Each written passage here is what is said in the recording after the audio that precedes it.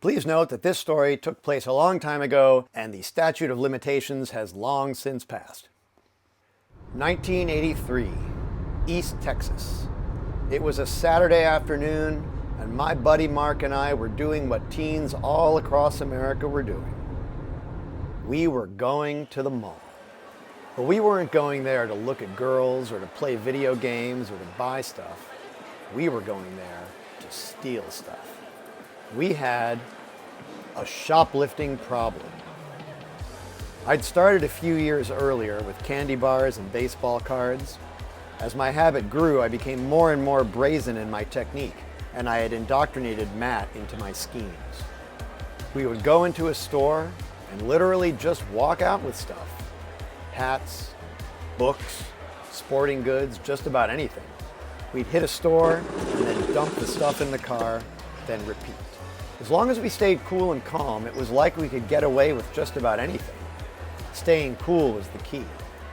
We were in a record store and I wanted some blank tapes. For some reason, this time I got indecisive and nervous. I fumbled around and shoved them in my pants.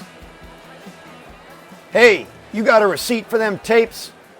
Uh-oh, I didn't think so. Come with me, you little shits.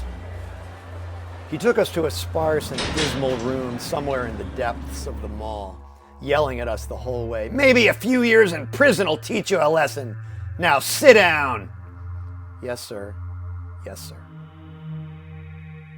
You know what they do to little white boys in prison, right? You're gonna get fucked. I was more humiliated and then scared. I was pretty sure dick shoved we wouldn't go to prison. We down for were minors who got good come in your grades and had no prior arrests. Hole! How would you like that, huh? Huh?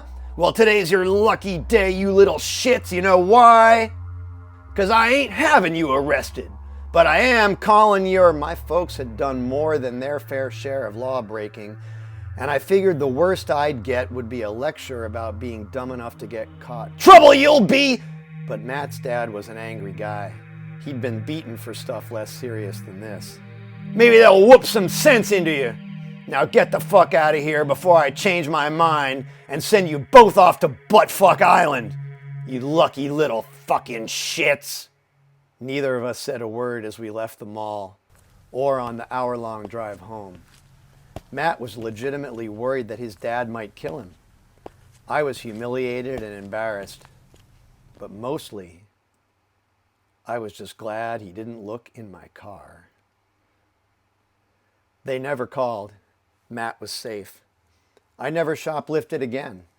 I don't think I learned any kind of moral lesson that day, but I did learn that I wasn't invincible and that actions have consequences.